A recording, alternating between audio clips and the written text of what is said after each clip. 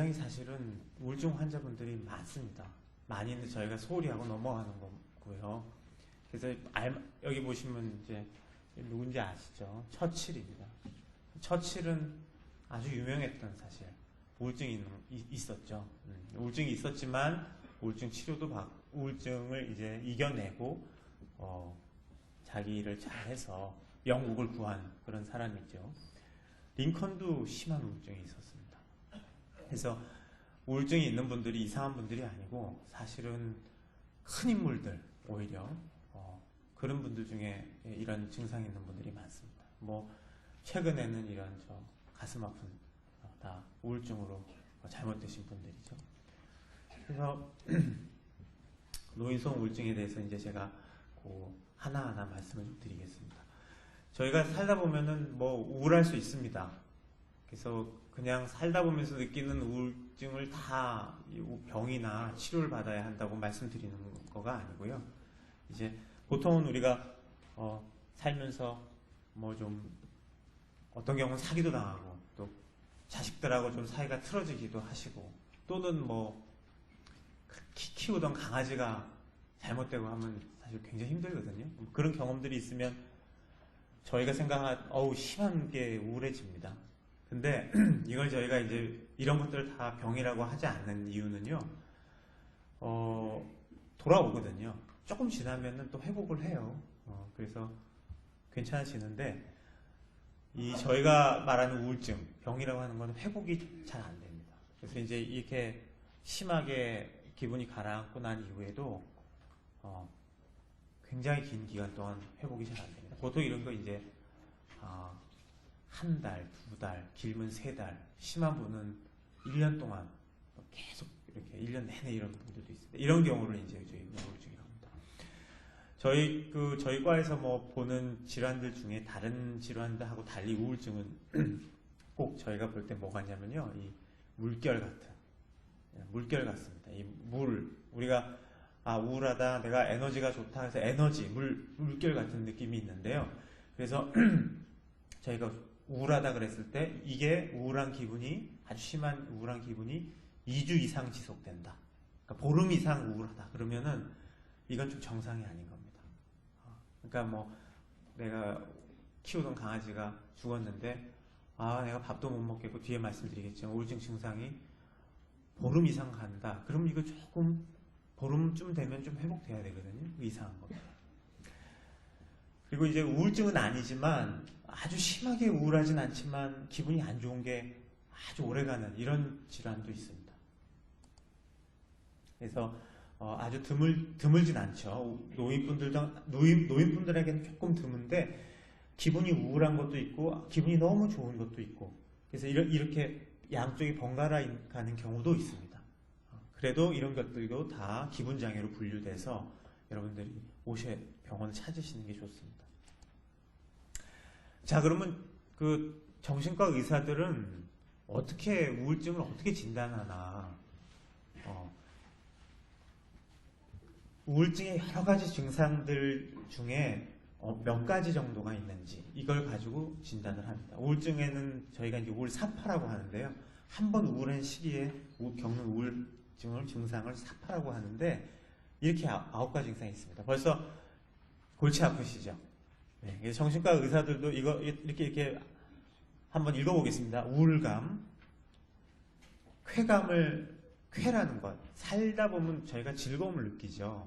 밥을 먹을 때도 맛있는 걸 먹으면 기쁘고, 뭐 재밌는 걸 하면, 드라마 재밌는 걸 보면 재밌고, 이런 쾌감이 없어집니다. 그리고 이제 수면이 문제가 생기고요. 그리고 식사, 밥 먹는데 식욕이 떨어지고, 그리고 아주 나이 들어서 원래 그렇게거니 하는 거 이상으로, 예전에 느끼는 거 이상으로 피로하고 기력이 저하되고, 그 다음에 이제 그 신문이나 뉴스나 이런 걸 보셔도 머리에 잘 안 들어옵니다. 봐도 잘 안 들어요. 이게 앞에 하신 치매에서 안 들어오는 거랑 유사하게 비슷한데 조금 또 다릅니다. 그리고 이제 아주 초조하고요.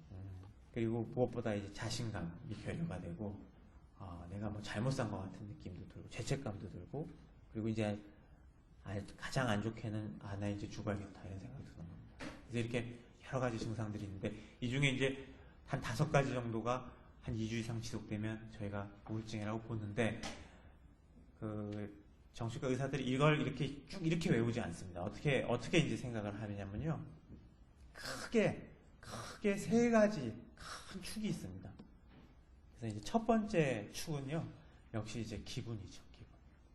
그래서 이게 여러분들이 슬프게 느끼고 불쾌하게 느끼고 우울하게 느끼는 이 기분이 정말 많이 떨어졌나. 근데 노인분들은요. 오히려 기분 증상을 호소 안 하는 경우가 좀 더 많아요. 내가 우울하다 나 우울하진 않아. 근데 보면 우울증이거든요. 그래서 기분 증상은 특별히 호소하지 않을 때가 많고 오히려 우울한 증상보다는요. 나 너무 좀 불안해. 왜 이렇게 불안하지? 불안할 게 없는데 이렇게 불안해. 이런 불안 증상이 좀 더 많습니다. 그리고 다 그런 건 아니지만은 아침하고 저녁하고 좀 달라서요. 우울하고 불안한 게 어느 때가 제일 심하냐면 아침에 심합니다. 특히 자고 일어나서 깨고 일어났는데 나 이거 오늘 하루 어떻게 살지? 너무 기분이 안 좋다 그러면 그런 게 우울증에서 보이는 기분 증상 특징입니다. 그래도 아까 말씀드린 것처럼 이제 쾌감이 없습니다. 하나 즐겁지가 않죠. 이게 즐겁지가 않으니까 모두 사실 그 의욕이 안 생기죠. 뭘 하려고 하면 내가 이거 해서 재밌어야겠다 하면 재밌겠다. 이 동기가 떨어지죠. 그래서 이런 크게 보면 기분 증상이 하나가 있습니다. 두 번째는 이제 역시 이제 신체, 우리가 몸으로 느낀 신체 증상이 있습니다. 제일 대표적인 게 제가 저희 병원은 큰 병원이고 요즘 자꾸 그 환자분들이 큰 병원을 좋아하시죠. 그래서 병원 환자가 너무 늘어갖고 환자가 잘 많습니다. 사실 정신과는 환자를 천천히 잘 봐드려야 되죠, 그죠? 천천히 시간을 갖고 잘 봐드려야 되는데 그렇게 못하고 급하게 봐야 돼요. 제가 아주 급하게 보면은 이건 뭐 다 여쭤볼 수가 없으니까 급하게 볼 때는 2가지 여쭤보는 게 이겁니다. 뭐냐면은 잘 주무시는지. 나 잠 잘 자. 잠은 잘 자고 아침에 일어나면 기분 좋아. 그 다음에 이제 입맛도 나 잘 좋아. 그러면 우울증 아닙니다. 우울증 아니에요. 그러니까 우울증은 잠이 문제가 생깁니다. 보통 잠은 수면에 문제가 되는 건 2가지 타입인데 보통 섞여 있긴 하지만 잠이 안 들죠. 잠이 들질 않아요. 잠이 안 드는 게 있고 잠이 들기는 드는데 중간에 자꾸 깨거나 악몽을 많이 꾸거나 원래 이제 연세가 드시면 이제 소변을 한번 보시니까 깨시는데 그 정도가 아니고요. 여러 번 잔 거 같지 않고 계속 깨시는 경우가 많죠. 그래서 그런 수면 장애가 있습니다. 이제 보호자들이 굉장히 답답해 하시는 게 뭐냐면요. 딸이 이제 엄마하고 같이 자면은 엄마가 잠 못 잤다 그래요. 근데 보면은 코를 드렁드렁 고시면서 엄마 되게 잘 잤어. 무슨 소리야. 선생님한테 왜 거짓말이야. 엄마 되게 잘 잤어. 그러면 어머니 막 화를 냅니다. 네가 뭘 하니. 내가 한참도 못 잤는데. 눈만 감고 있었어. 그러시죠. 그럼 이제 이거 불면으로 봐야 되냐 안 봐야 되냐. 근데 이것도 불면으로 봐야 된다. 이런 거를 주관적 불면증이라고 합니다. 주관적. 그러니까 나는 내가 충분히 못 잤다고 느끼는 것도 불면으로 봐야 한다는 거죠. 아주 좀 드물게는 이제 수면 과다도 있는데 이건 젊은 사람한테 많고 노인들한테는 주로 잠이 안 옵니다. 식욕이 이제 많이 떨어지죠. 입맛이 없고 식욕 떨어지고 입맛 없으니까 이제 역시 체중도 감소하죠.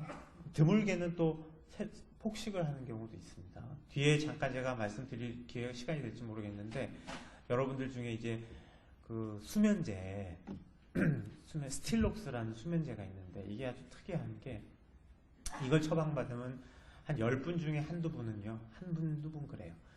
폭식을 합니다. 특히 이제, 내가 좀 다이어트 하신 분들이 특히 많이 그러는데요. 이 수면제 드시고 나면 폭식을 해요. 그래서 다음날 아침 폭식한 걸 모르고 이런 경우도 있지만, 그러나 어쨌거나 식욕은 대부분 떨어지셔요. 그래서 잠 못 자고 입맛이 떨어졌다고 하면은, 그리고 체중이 줄었다고 하면 이게 다른 내과 질환 때문에 그런 게 아니고, 노인 우울증이 생겨서 그랬을 가능성도 있습니다. 그리고 이제 성욕이 많이 떨어지죠. 그 나이가 드셨다고 절대 성욕이 감소하거나 이게 그렇지 않습니다. 아마 본인 느끼실 텐데 성욕 별로 감소 안 하는 경우도 많거든요. 근데 성욕이 많이 떨어졌다 그러면 이게 또 우울증 때문에 그런 경우도 많습니다. 그래서 아까 말씀드린 것처럼 기분 문제가 하나가 있고, 두 번째는 이제 식욕, 성욕, 수면욕 이런 욕구가 많이 감소하는 신체적인 걸로 나타나는 게 크게 하나가 있고, 마지막 하나는 치매하고 지금 연관된 부분인데 인지기능입니다. 인지기능. 그래서 자, 수면 얘기 조금 더 할까요? 수면 얘기요. 우울하지도 않고 뭐 식욕도 안 떨어졌고, 그런데 잘 주무시던 분이 수면만 딱 문제가 생기는 경우가 있어요. 수면만. 그럼 이제 저희가 그거는 수면 클리닉 같은 데 가실 때도 있는데, 가끔은 이 수면의 문제가 우울증 전조 증상으로 오기도 해요. 수면이부터 망가지는 거예요. 잠이 잘 안 오기 시작하고 걱정이 많아지고, 그러다가 조금 지나면은 이제 우울증으로 빠지는. 그래서 자, 그러면 이제 제가 이제 이렇게 겁드리고 싶지는 않은 거가, 80세 정도 되시면요, 한 40%까지는 수면 장애가 있습니다. 우울증 없이도. 그러니까 그냥 잠만 못 자는데 식사도 괜찮고 뭐 TV도 재밌고 뭐 다 잘하는데 잠만 좀 못 잔다 그러면은 그건 꼭 우울증이라고 볼 수는 없을 수도 있어요. 그래서 80세 나이가 들면 한 40%까지는 수면 장애만 발생을 하기도 합니다.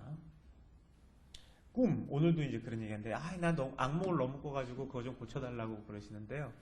여기 뭐 우리 이정 교수님도 계시지만, 치매가 걸리면 보통 보면 꿈도 많이 없어지는 것 같아요. 그래서 꿈이 막 활발하게 악몽이 있고 그러면 그 자체가 그렇게 나쁜 것만은 아닌 것 같아요. 그래서 꿈이 많은 것도 뭐 우울증이 생기면 그럴 수도 있지만 그게 꼭 나쁜 것만은 아닌 것 같아요.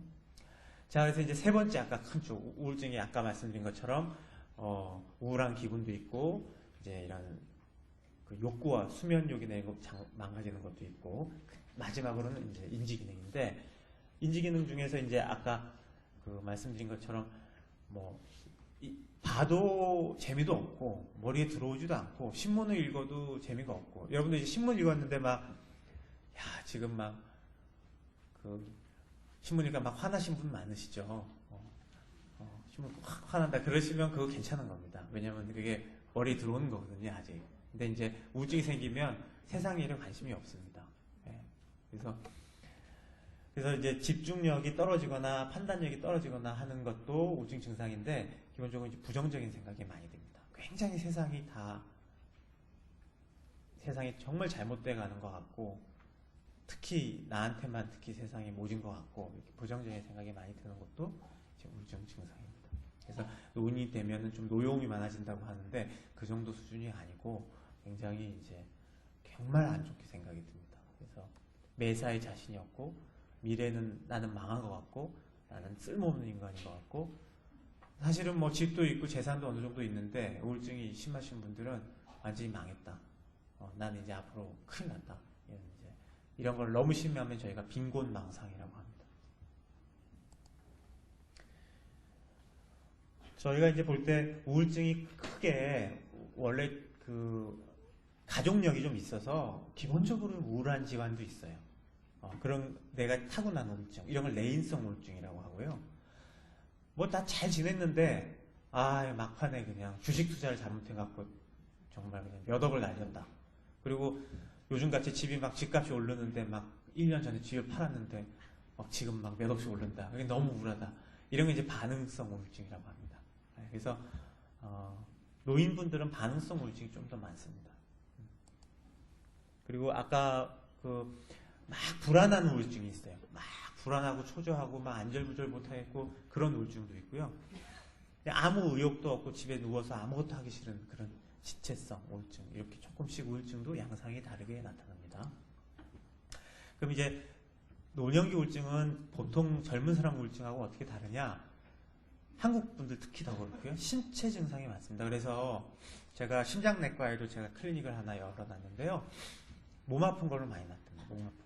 통증이 많고, 그래서 다른 내과, 소화기 내과, 심장내과 이런 쪽으로 많이 가시는 신체 증상으로 나타나는 게 많습니다. 그리고 이제 이 집중력이 떨어진다든지 기억력이 떨어진다든지 그래서 이 치매 아니냐 이렇게 해서 오시는데 엄밀하게 말하면 우울증에서 떨어지는 그 기억력이나 집중력 저하와 치매에서 보이는 거하고는 다른 겁니다. 그러니까 그래서 나중에 이제 뒤에 말씀드리겠지만 가짜 치매, 가성 치매 이런 표현도 쓰고 또 치료가 되는 치매 이런 표현도 쓰는데요. 근데 요거는 조금 요즘에 조금 이제 왔다 갔다 하는 얘기가 있는데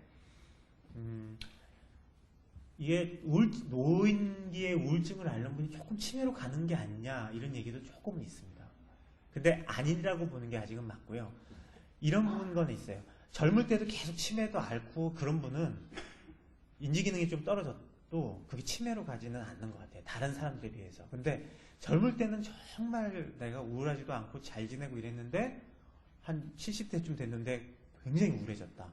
이러면은 이게 치매의 전조 증상일 가능성도 조금 있다. 이런 연구들이 요즘 많이 있습니다. 예, 그래서 일단은 우울증하고 치매는 관련은 없지만 조금 관련 있는 경우도 보고가 있다. 이런 거고요. 이제 희망이 없다고 느낀다든지 흥미를 잃는 경우가 참 많이 있어요. 희망이 없다. 나는 끝났다. 젊을 때 잘 나가는데 나는 끝났다. 이렇게 느끼는 경우가 참 많고 그리고 이제 정신병적 증상이란 건 뭐냐면요. 이건 이제 소위 저희가 정신과 오는 사람 미쳤다 그러잖아요. 미친 경우인데 뭘 미쳤다. 뭘 보고 우리가 미쳤다 그러냐면 사실이 아닌데 사실이라고 믿는 거. 그러니까 남편이 보거나 부인이 보기에 저 사람 저거 엉뚱한 얘기 하네 이런 거. 아까도 제가 먹고 살 집도 있고 연금도 나오는데 나 이제 우리 쫄딱 거지 됐어. 이제 우리는 큰일 났어. 우리 죽어야 돼. 이런 것도 사실은 사실이 아니죠, 그죠? 그리고 또 하나는 배우자에 대한 부정망상이라는 게 있습니다. 바람 핀단 말이죠. 우리 집에 말이야. 남편이 우리 집에 여자를 들여가지고 침대에서 관계도 갖고 완전히 믿습니다. 그리고 뭐 반대일 수도 있고. 근데 이건 분명히 보기에 이제 사실이 아닌 경우가 있거든요. 그런 경우에 그게 우울증의 하나의 증상일 때도 있습니다. 자, 역학이라는 표현은 뭐냐면요. 이제 우리 주변에 얼마나 우울증이 많이 생기나 이런 거를 연구하는 학문입니다. 그래서 우울증은 보통 여러분들이 평생 10명 중에 1명 정도는 저희가 아까 말하는 2주 이상의 우울증 증상을 앓고 합니다. 그게 치료를 받든 안 받든 상관없이. 우울증 증상 한 번은 겪습니다. 근데 이제 65세 이상 노인이 되면 10분 중에 한 명 내지 2분. 여기 지금 한 200명 오셨으면요. 이 중에 한 10분은 우울증이 있습니다. 겪을 가능성이 있어요. 꽤 흔하죠.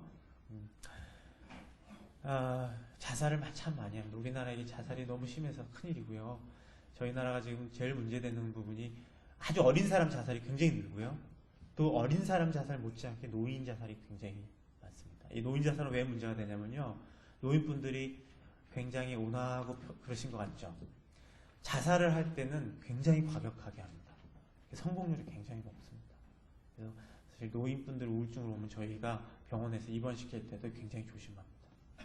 그래서 자살한 분들 70% 이상 거의 사실은 뭐 대부분이 우울증이 있다고 봐야 되고요. 어떤 분들이 이제 우울증이 걸려서 자살을 많이 하냐면요. 이게 완고한 분들, 다른 사람하고 잘 얘기 못하고 혼자서 끙끙 앓고 이런 분들은 우울증이 더 많고 그런 분들은 우울증이 겪었을 때 자살로 가는 확률이 많습니다. 그래서 여러분들 중에 당신 참 완고해, 성격이 참 그래, 그런 분들은 특히 조심하셔야 됩니다. 병원으로 빨리 오셔야 돼요. 조금이라도 우울하시면. 그리고 이제 왜 노인들한테서 이 우울증이 문제가 되냐면요. 신체 질환이 있으면 아무래도 우울해지거든요. 그래서 뭐 심혈관계 질환이 있다. 내가 뭐 관상동맥 질환이 있거나 아주 심한 고혈압이다. 그러면 4분 중에 1분은 우울증이 옵니다. 그래서 꼭 노인이라고 특별히 우울해지진 않아요. 제가 뒤에 말씀드리지만 노인이 되면 우울증으로부터 좀 보호되는 면도 있어요. 오히려. 근데 신체 질환을 앓고 있으면은 이제 우울증은 심해지죠. 뭐 원래 우울증은 여성이 더 많은데 노인이 되시면 남녀 차이가 많이 줄어듭니다. 왜 우울증이 생기냐? 역시 넘버원은 돈입니다. 돈. 네. 돈이 없으면 우울해요. 그러니까 돈이 많다고 해서 우울증이 없는 건 아니에요. 뭐 대기업 회장님도 오시고 사장님도 오시고 돈 많은 분도 뭐 부인을 잃었거나 뭐 이러면 오시는데 돈이 없으면은 참 많이 우울합니다. 그래서 그 자식들한테 너무 빨리 돈 이렇게 하지 마십시오. 돈을 갖고 계셔야 돼요. 그래서 경제적으로 조금 여유가 있는 분들은 그 우울증이 좀 덜 오는 것 같아요. 역시 이제 그 혼자 사시거나 이혼했거나 사별하면은 참 힘들어집니다. 그래서 저기 지금 저 부부가 다 같이 계시는 분은 상대방 배우자한테 잘 하십시오. 특히 남성들이 잘해야 됩니다. 그 여성분들은요, 죄송한 말씀이지만 남편한테 잘하든 못하시든 할아버지 돌아가시면요 얼굴이 좀 펴서 오십니다.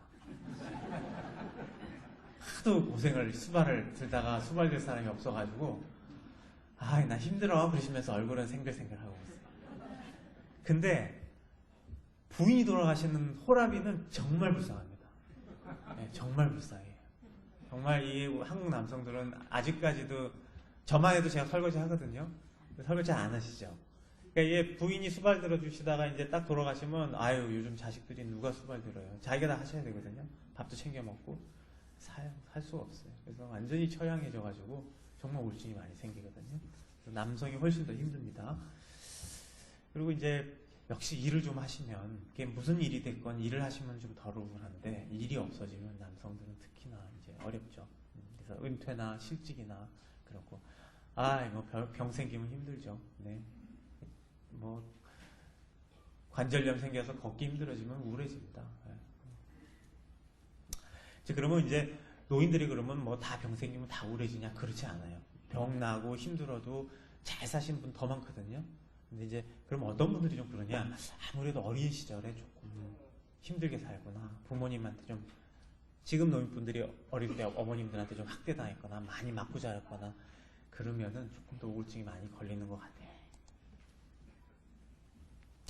신체질환 아까 말씀드렸는데요.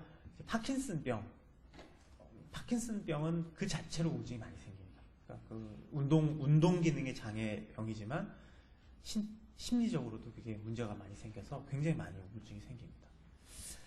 그리고 이제 간질 환자분도 생기고요. 뇌혈관 질환도 우울증이 많습니다. 근데 뭐 특히 이제 오른쪽 방구 왼쪽 방구 뭐 좀 다르다 그러는데 좀 다릅니다. 그래서 오른쪽에 이렇게 그 풍이나 이 뇌 출혈이 온 경우는 우울하다고는 호소 안 하는데 신체적인 질환, 수면 장애나 이런 게 많고 조금씩 다릅니다. 그리고 이제 갑상선 질환 있는 분들도 우울증이 많습니다.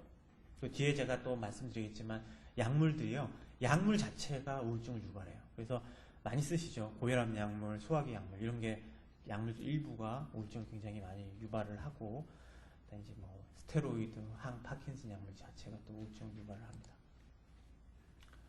아까 잠깐 말씀드렸죠. 그래서 치매와 우울증은 기본적으로 다르다. 그래서 이게 치매인지 우울증인지 명확히 감별 진단을 해야 되는데 가끔은 우울증이 치매의 전조 증상으로 이제 보이기도 한다는 거죠. 그래서 이거는 왔다 갔다 합니다. 치매가 있으면 치매 있는 분들 우울증이 많죠. 근데 치매가 있으시면은 이제 내가 이게 인지 기능이 초기에는 떨어진다는 걸 인식을 하시거든요. 그래서 그때는 우울증이 꽤 많이 생기는 것 같아요. 우울증이 있으면 아까 치매가 조금 더 생기는 것 같다 이런 생각도 들지만 우울증 자체가 치매는 아니고 우울증에서 보이는 인지기능 저하는 굉장히 드라마틱하게 좋아집니다. 약 쓰면 많이 좋아져요. 자, 그러면 이제 원인이 뭐냐? 아까 제가 심리적인 얘기도 했는데 사실 정신과 의사는요 별로 아는 게 없습니다. 이 뇌가 너무 복잡해가지고 뭐 무슨 뇌에 어디에 딱 생기면 우울증이 생기거나 뭐가 생기는 게 아니고 이게 워낙 복잡해서 이게 사실 잘 몰라요. 잘 모르지만 그래도 확실히 유전하고 관련이 있어요. 그래서 부모님이 많이 우울했거나 형제들이 많이 우울하면은 자기도 우울해질 가능성이 좀 있습니다. 그래서 일란성 쌍생아는 똑같은 거죠. 유전적으로 똑같은 거예요. 그런 경우는 확실히 더 50%가 우울해요. 50%한 분이 우울증이 생기면 또 한 분이 우울증이 생기죠. 그래서 분명히 있고, 그럼 이제 그 유전을 그 유전자의 어느 부분이 그런가, 뭐 그래서 이제 세로토닌, 잘못 썼네, 세로토닌. 이제 세로토닌 뒤에죠. 세로토닌이라고 들어보시면 한번 손 들어보세요. 세로토닌 들어보셨어요? 네. 뭐 정신과 이시영 박사님 맨날 세로토닌 얘기하는데도 못 들어보신 분이 많네, 그죠? 예.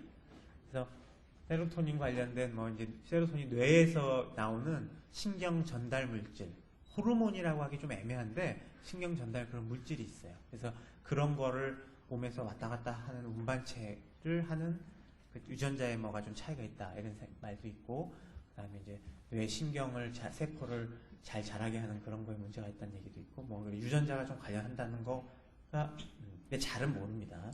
잘은 몰라요.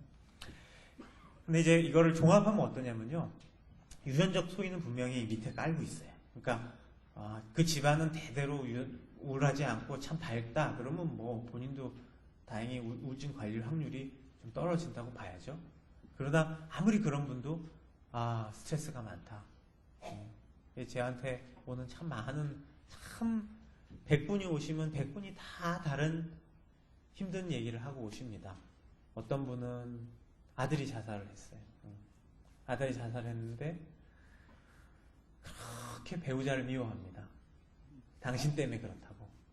그래서 뭐 그런 경우도 있고, 또 아까 금전적으로 손해를 봐서 오시는 부분도 있고, 다양한 스트레스가 작용하고요.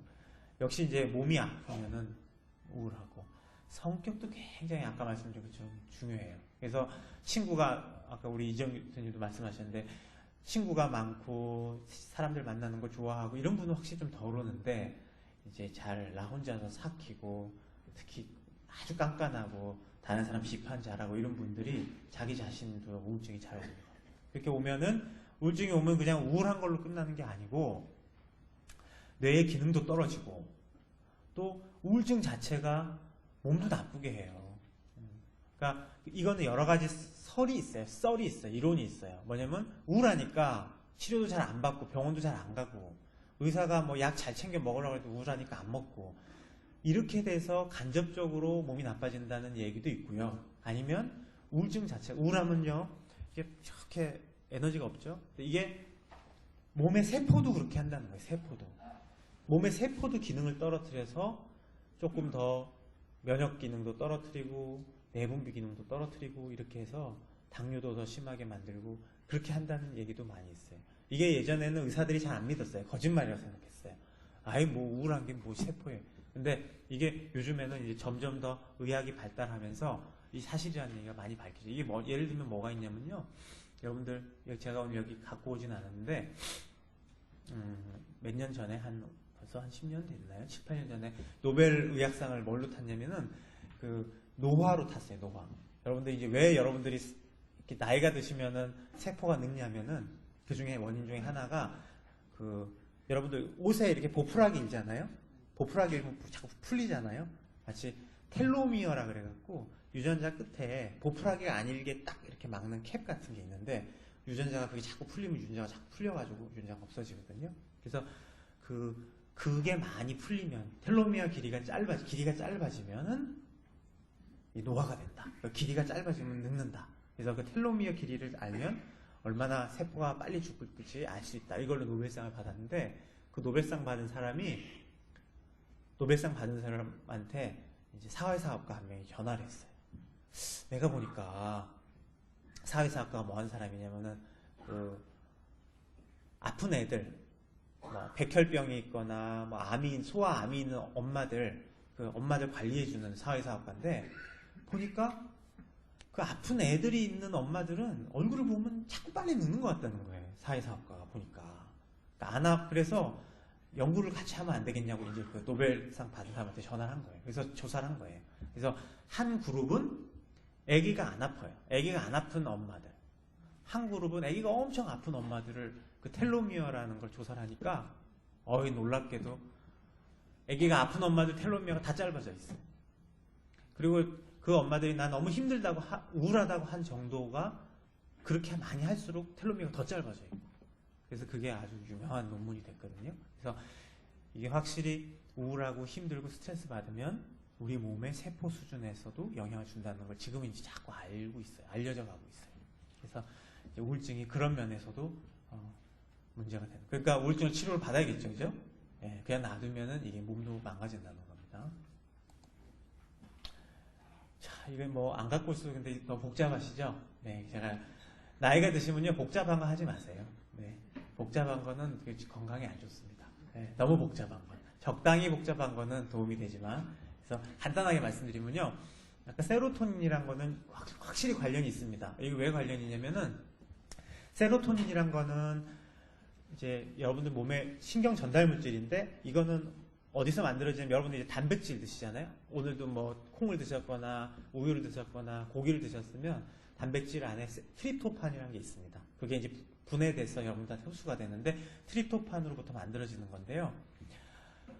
생쥐도 그렇고 사람한테도 이렇게 있어요. 트립토판이 이런 데 많아요. 치즈, 뭐 계란, 뭐 이렇게 생선, 아까 뭐 콩 이런 데 많은데요.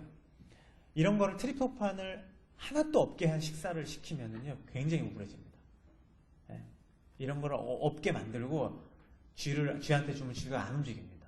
사람도 트립토판을 없앤 다음에 식사를 시키면 우울해지거든요. 그러니까 이게 분명히 관여해요. 근데 그렇다면 이제 이거 자꾸 먹어야 된다. 아니에요. 이거 먹는다고 기분이 좋아지거나 항우울 효과는 없지만 이게 모자라면 우울해져요. 그래서 세로토닌이라는 게 관여가 되는구나는 알고는 있어요.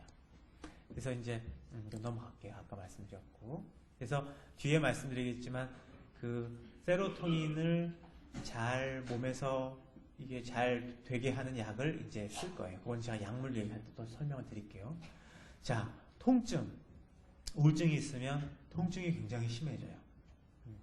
이 노에피네프린이나 세로토닌 이런 것들이 있으면 통증에도 좀 잘 견디게 하는 것 같은데, 이제 역시 우울증 걸리면은 이런 부분에 문제가 생기면서 이제 통증도 많이 생겨요.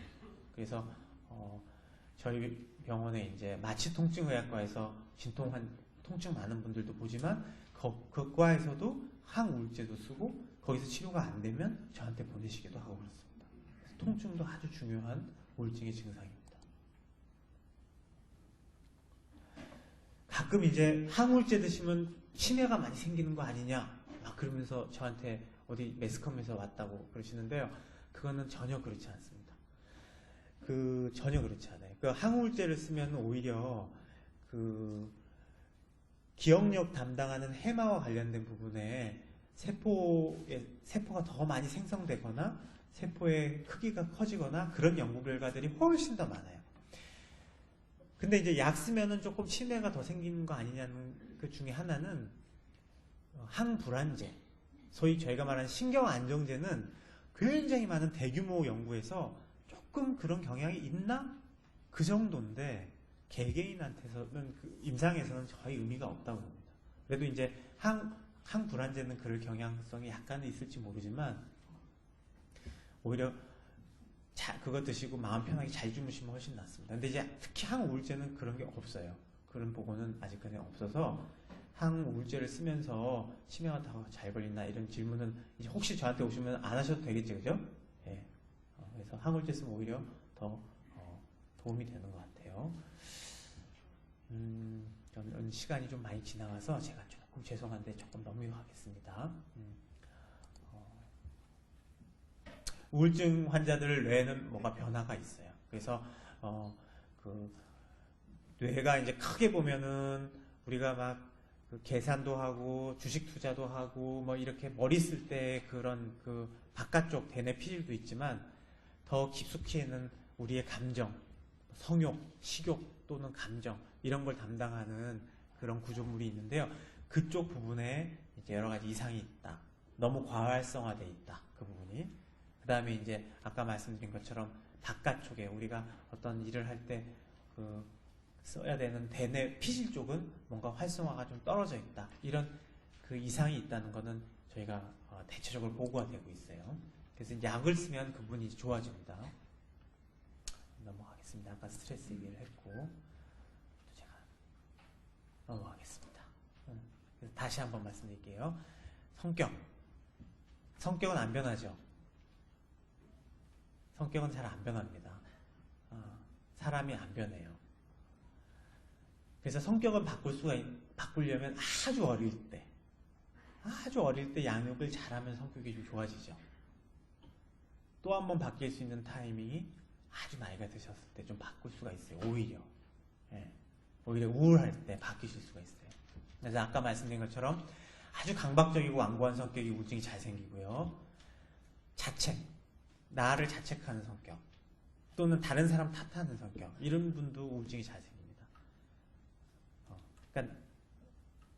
그러니까 아주 좀 너그럽지 않은 성격들이 우울증이 잘 생기고요. 또 하나는 이제 맞서 싸우지 않고 쉽게 포기하는 거, 나 이제 끝이야, 잘 안 돼, 이런 성격들이 우울증이 잘 생겨요. 근데 우울증이 오셨을 때는 너무 괴롭기 때문에 성격이 바뀔 수가 있어요.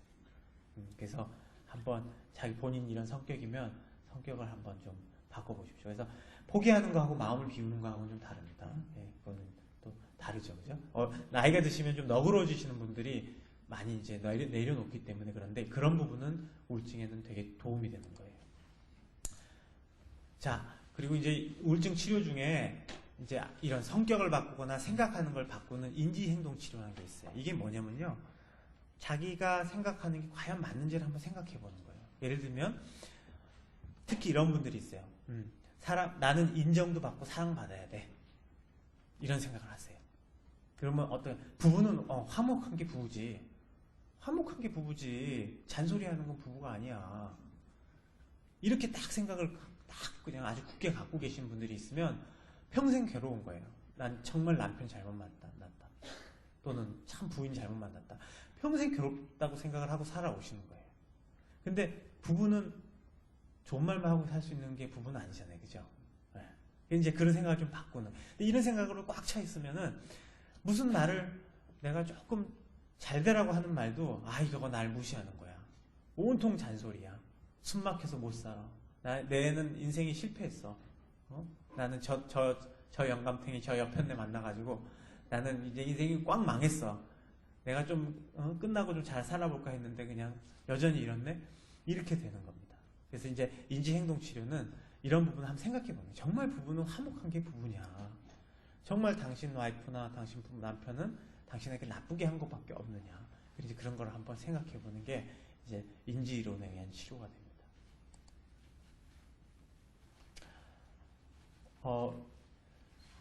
뭘 해도 안 되더라, 나는 뭘 해도 잘 안 되더라, 되나요? 안 되는구나. 여러분들 우울증 약물을 가지고 이제 만들 때요, 처음엔 동물을 가지고 실험을 합니다. 그래서 동물도 우울증 동물이 있어요. 어떻게 우울증을 만드냐면요, 자꾸 물에 빠뜨려요. 그러면 나중에는 해도 안 되는구나 그러고 물에 동물이 쥐가 빠져서 그냥 가만히 있습니다. 아무 짓도 안 하고. 근데 이제 거기다가 우울증 약을 쓰면은 다시 살아나려고 막 발버둥을 좀 쳐요. 다시 뭔가 해보려고 한다는 거죠. 그래서 우울증이란 거는 학습된 무력감이다. 난 뭘 해도 안 된다고 학습이 돼서 우울증이 온다, 이렇게 생각하는 그런 이론도 있습니다. 이것도, 이런 부분도, 이런 생각도 참 신기하게 우울증 약물을 쓰면 바뀝니다. 그래서 저는 사실은 제 전공이 약을 쓰는 의사가 아니라 제가 이제 상담하는, 정신치료하는 의사하고, 그래서 제가 전공의 때는 약을 참 우습게 알았어요. 약으로 사람이 자존심 상하게 약에 내가 그렇게 변해? 근데 여러분들 우울증 약물을 개발할 때요, 몇 천억이 아니라 조 단위로 들어가요.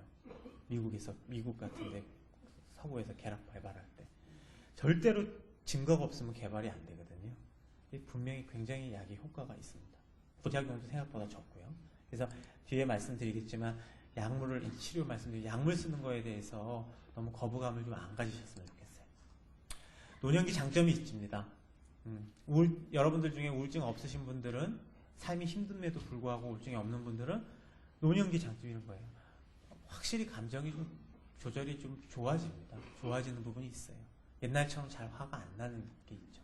그래서 대인관계에서 내가 좀 무시받아도 잘 넘어갑니다.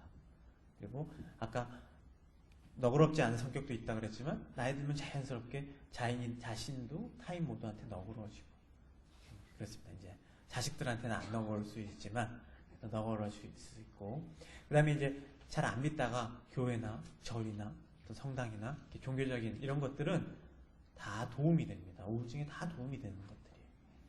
그래서 이제 70대는 이런 얘기를 합니다. 통합이냐 절망이냐. 그동안 내가 잘 살아서 그래, 이제 내가 살 날이 얼마 안 남진 않았지만 내가 잘 살았어, 이 정도 했으면 됐지. 그건 인생이 통합되는 거고요. 나는 망했어. 내가 지금 뭐가 아무것도 된 게 없어. 이미 절망이죠. 이게 기로에 서 있는 게 노년기입니다.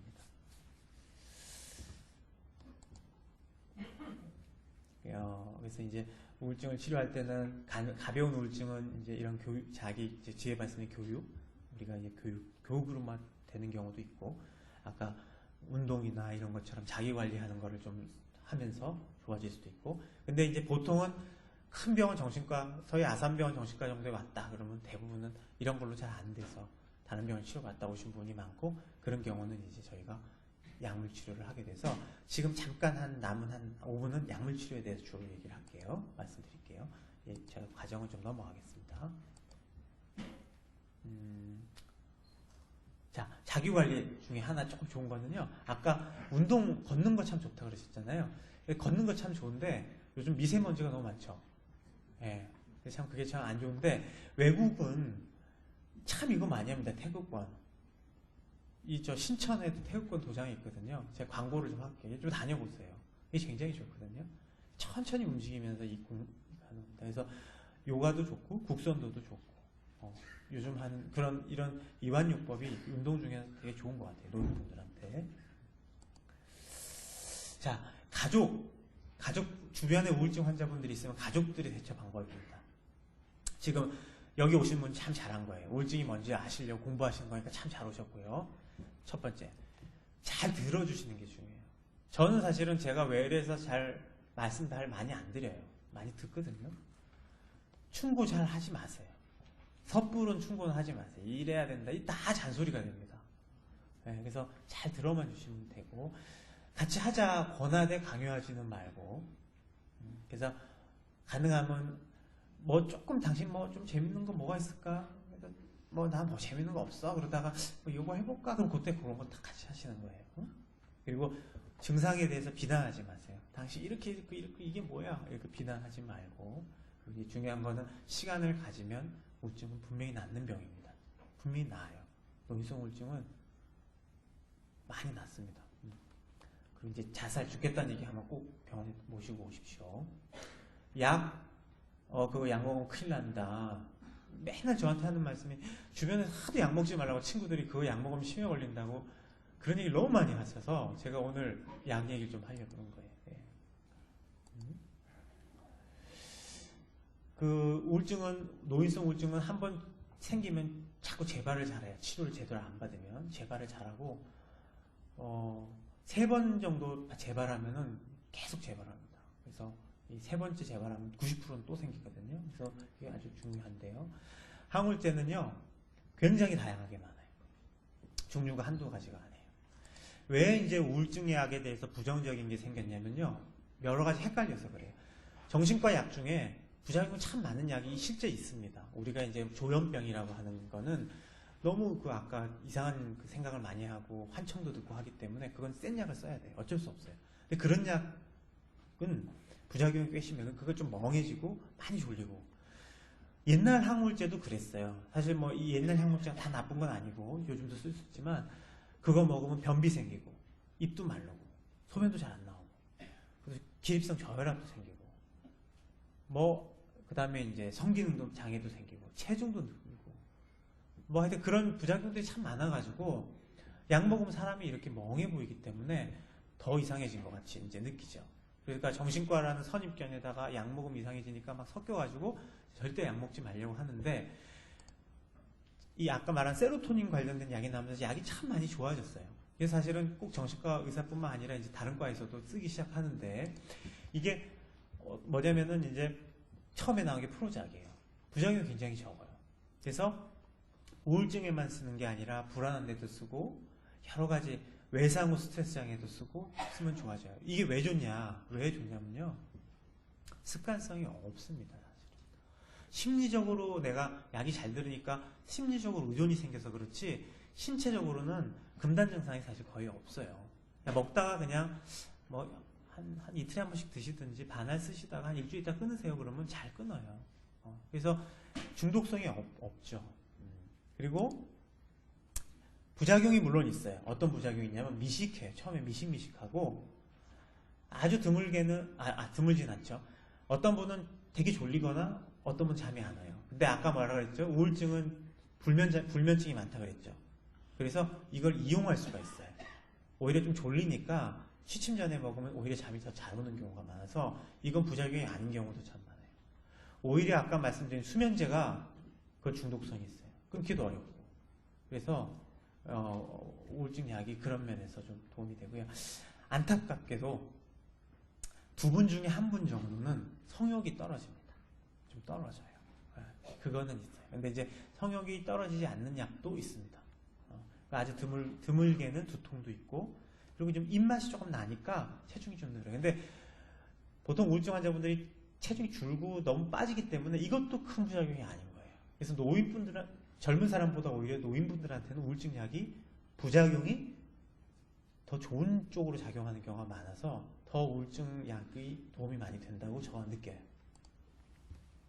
그래서 뭐 여러 가지 약이 있어요. 그래서 뭐 웰부트린은 아까 성욕이나 그런 부작용이 없는 약도 있고 다양한 약이 있지만 제가 너무 약 얘기면 또 구체적으로 약 하나하나 얘기하는 건 제가 하진 않을게요. 그래서 약이 굉장히 다양하고 증상에 맞춰서 필요한 약을 처방할 수 있어서 맞춤형으로 잘 할 수가 있어요. 그래서 약으로는 마음을 고치지 못한다. 이거 오해입니다. 참 자존심 상하지만 약에 의해서 상당히 많이 변합니다. 그리고 약에 의존하면 내 의지를 포기할까? 아예 약 이용하는 거예요. 그리고 얼마든지 끊을 수 있고 중독 안 됩니다. 오래 쓰면 바보가 되는 거 이거 다 오해예요. 그래서 약은 잘 쓰면 굉장히 도움이 많이 된다는 거고 참 많이 좋아진다는 겁니다. 실제 어떻게 효과가 있느냐? 뇌 사진을, 뇌 영상 사진을 해서 보면은 굉장히 좋아지는 게 이제 있고, 그래도 안 나오면은 수술적인 방법도 있어요. 그래서 그거는 뭐 나중에 또 기회가 되면은 말씀드리겠는데, 그래서 우울증은 어떤 방법을 써서라든지 쓰면 정말 한 90%는 좋아지는 것 같아서 완치도 되고, 그래서 많이 좋아진다는 걸 말씀을 드리면서 제 강의를 마치겠습니다. 감사합니다.